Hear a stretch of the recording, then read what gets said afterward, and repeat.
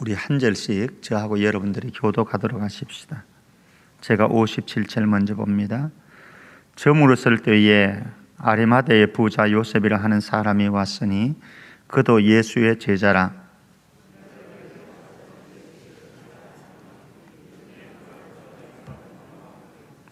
요셉이 시체를 가져다가 깨끗한 세마포로 싸서 속에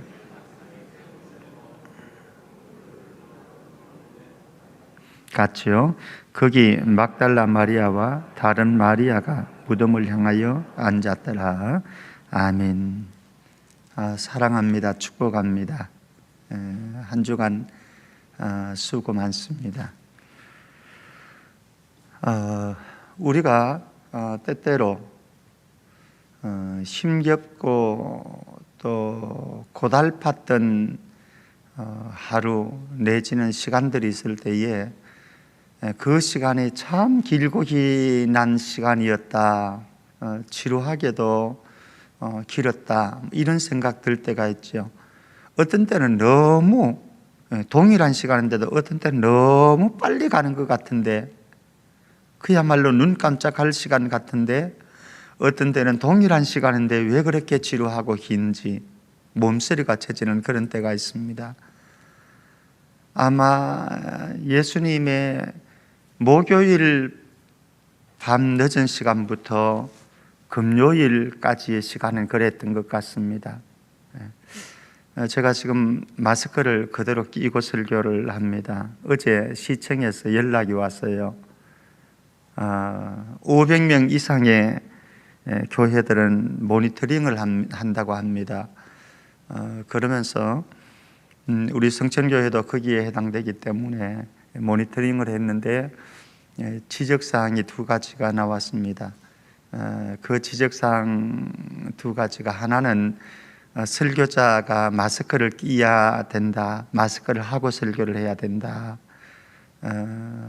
또 하나는 찬양팀이 하면 안 되고 한 사람만 찬양을 해야 된다. 할 말도 많고 속도 상하기도 했습니다. 그래서 어제 장로님들하고 단톡으로 같이 대화를 나누고 오늘은 제가 마스크를 끼고 설교하기로 했습니다. 코로나도 긴하기 지루하기 그지없을 정도로 지금 여러분들이 나가시면은 벚꽃이 만발해 있는 이런 계절인데도 마음껏 나갈 수도 없고 꽃 구경도 할 수 없는 이런 지루한 때, 저는 예수님이 언뜻 생각났습니다. 예수님도 참 목요일 밤부터 겟세마네 동산에서 체포되었지요. 오늘 말씀에 보면은 57절에 보면은 저물었을 때에 그럽니다. 저물었을 때에, 아마 금요일 저녁 오후 6시경으로 우리는 볼 수가 있을 것 같습니다. 그 시간까지, 목요일 저녁 늦은 시간부터 금요일 날 새벽에 예수님은 체포되셨거든요.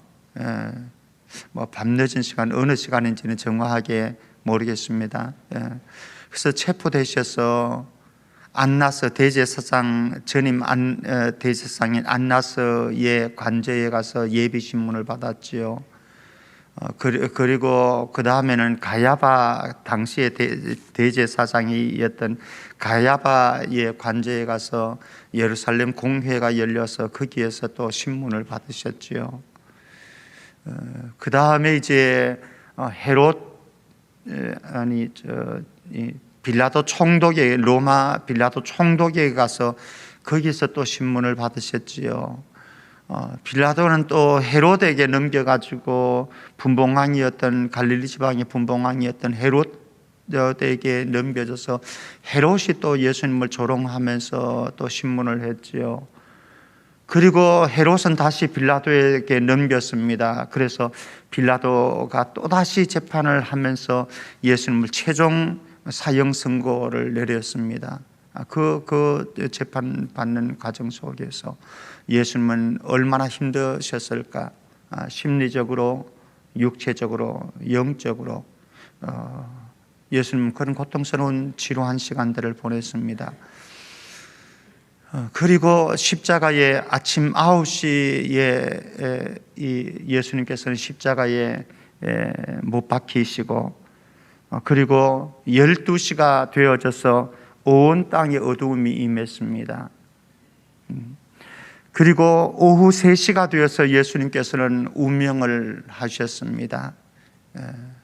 그리고 6시가 되어서 예수님께서는 이제 장사되시는 장면이 오늘 본문의 말씀입니다.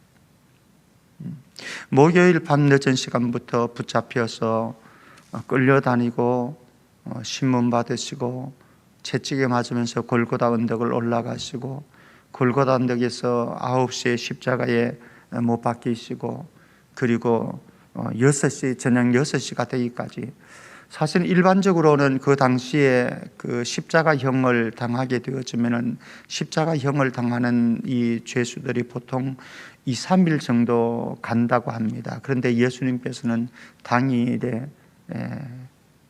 완전히 이제 운명을 하셨고, 그리고 이제 오늘 말씀에 의하면 아리마대 요셉에 의해서 장사 지내는 장면이 나오고 있습니다. 오늘 여기 아리마대 요셉에 대한 소개가 좀 나옵니다. 57절 말씀 보면은 저물었을 때에 아리마대의 부자 요셉이라는 사람이 왔으니 그도 예수의 제자라, 이렇게 말씀을 합니다.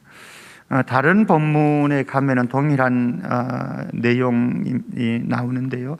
마가복음 15장 43절 말씀 보면은 아리마대 요셉이 오늘 본문에서는 부자였다라고 하는 것이 나오고 예수님의 제자였다라고 하는 사실이 소개됩니다. 부자였습니다. 돈이 많은, 그러니까 자기 무덤을 가질 정도의 부자였다. 미리 예비할 정도로요. 그리고 예수님의 제자였다. 근데 마가복음 15장 43절에 가면은 이 아리마대 요셉은 존경받는 공회원이었다, 예루살렘 공회원이었다 말씀을 합니다. 힘을 가지고 있는 사람이죠. 그 당시에 굉장히 존경을 받는 사람이죠. 그리고 마가복음 15장 43절은 계속해서 이 사람을 가리켜서 하나님의 나라를 기다리는 자이다 말씀. 하나님의 나라를 기다리는 자이다. 또 동일한 본문인 누가복음에 의하면 누가복음 23장 50절 말씀에 보면은 그를 가리켜서 선하고 의로운 자였더라, 선하고 의로운 자였더라. 그리고 또 하나를 소개하는데 누가는 그들의 결의와 행사에 찬성하지 않았던 자이다.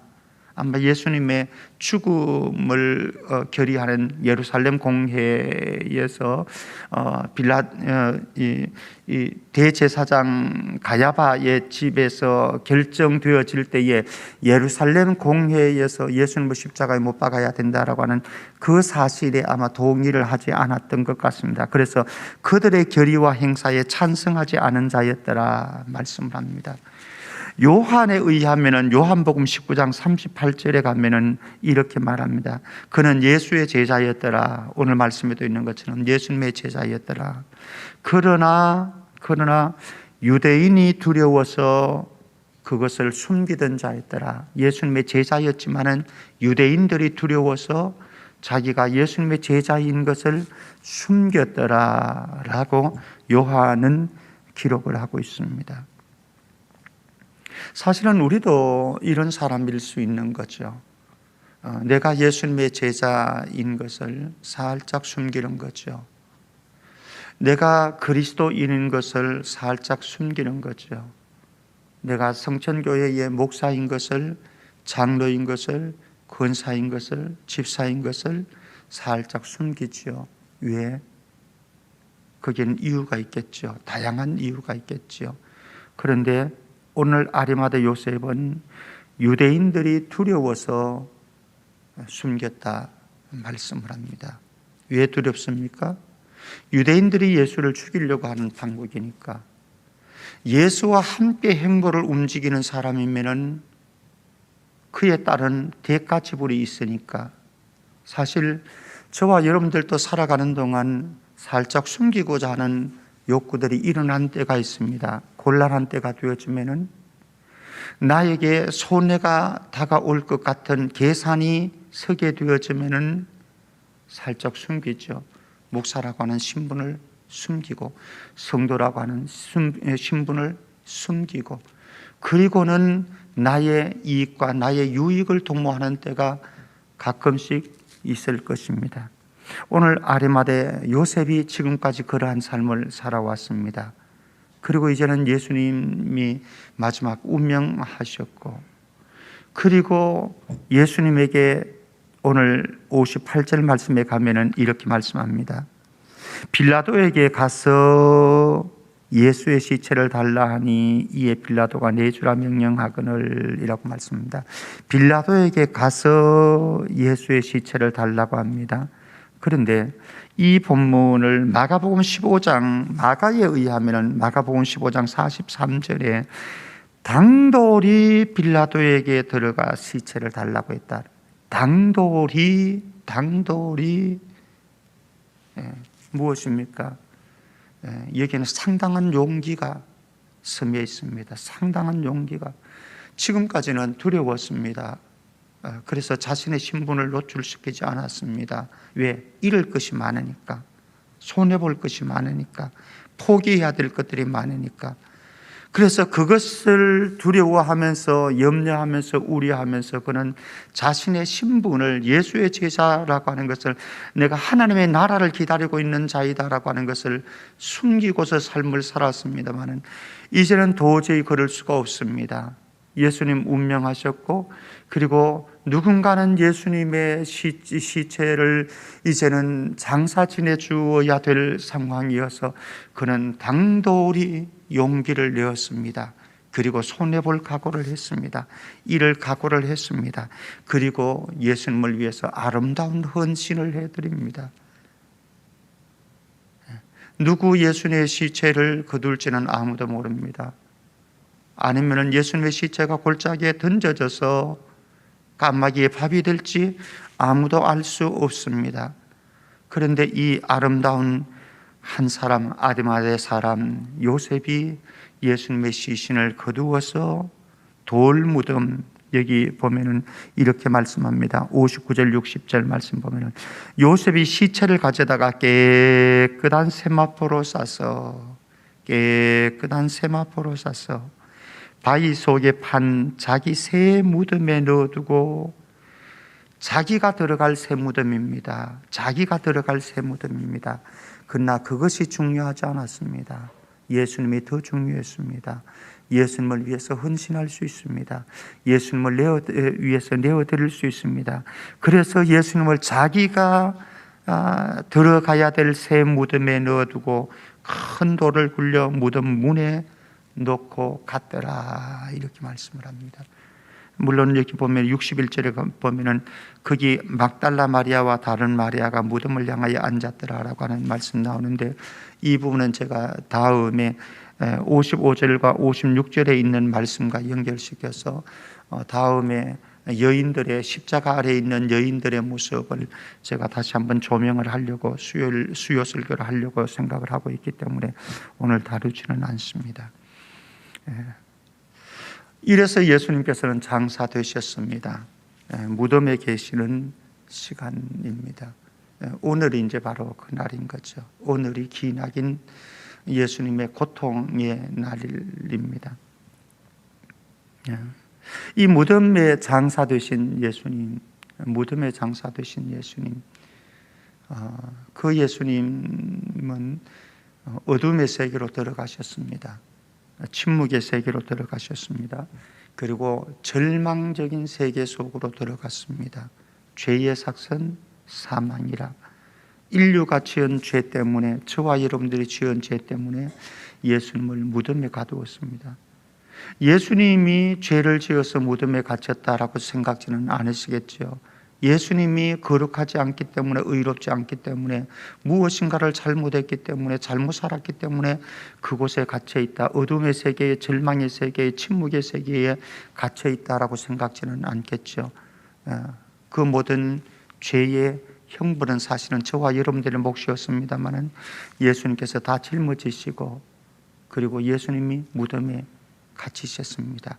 그리스도의 비하, 낮아지신 그리스도, 그분의 마지막 비하 사건이 바로 무덤에 갇힘입니다. 무덤에 갇힘.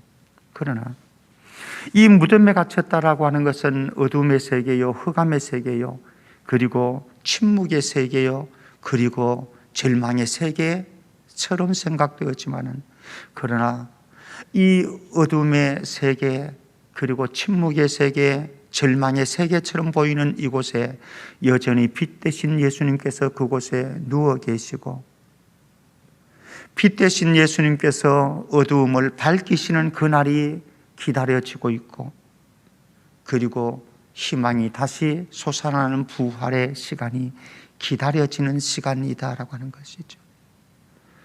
사실 저와 여러분들이 살아가다 보면은 침묵하기 힘든 때가 수없이 다가옵니다. 지금도 침묵하기 싫은 때가 아마 아닌가 생각을 합니다.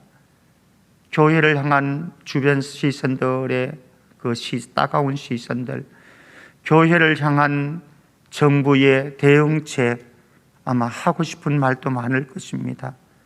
저는 대통령이 마스크 끼고 어떤 공식 석상에서 연설을 하는 것을 못 보았습니다. 하고 싶은 말들이 많지요. 그러나 예수님께서는 이 무덤에서 침묵을 지키셨습니다. 그리고 흑암의 세계 속에 갇히셨습니다. 빛이신 그분이 왜? 밝히시기 위해서. 어둠 속에서도 그분의 빛은, 무덤 속에서도 그분의 빛은 결코 사라지지 않는다라고 하는 사실. 어쩌면 저와 여러분들이 살아가는 동안 절망의 순간들이 수없이 많이 찾아올 수 있습니다. 어쩌면 지금이 절망의 순간인지도 모르겠습니다. 경제적으로 절망의 순간이고, 심리적으로 어제 우리 기도 함께 했듯이 마음의 질병들이 여러분들에게 찾아와서 그 질병들에서 우울증을 느끼기도 하고, 또 공황장애가 찾아오기도 하고, 심리적인 압박을 당하면서 스트레스를 받고 밤잠을 이루지 못하고 고민하고 뒤척거리는 지금이 바로 그때인지도 모르겠습니다. 무덤에 갇힌 것처럼. 그러나 기억하시기를 바랍니다. 이것은 주무시는 시간에 불과하다. 주무시는 시간에 불과하다. 결코 절망의 때는 아니고, 절망의 모든 것이 사로잡히는 그런 순간은 아니고, 여전히 부활의 생명을, 부활의 희망을, 부활의 소망을 안고 있는 장소이고 시간이다라고 하는 사실. 저와 여러분들이 무덤 속에 갇힌 것처럼 그런 압박감을 가지고 그런 침묵의 시간을 보내야 되고, 그런 어두움과 흑암의 세계에 갇힌 것처럼 생각되어지고, 그래서 우리는 절망을, 희망을 찾아볼 수 없는 절망감과 좌절감에 사로잡힐 때가 있지만, 그럼에도 불구하고 예수 그리스도의 부활은, 죽음의 부활은 멈추지 않고 우리에게 다가오고 있다고 하는 사실을 부여잡고, 오늘 한날도 우리의 일평생도 예수 그리스도의 부활의 생명 가지고 믿음으로 전진하고 달려갈 수 있는 은총이 있기를 주의 이름으로 축원합니다.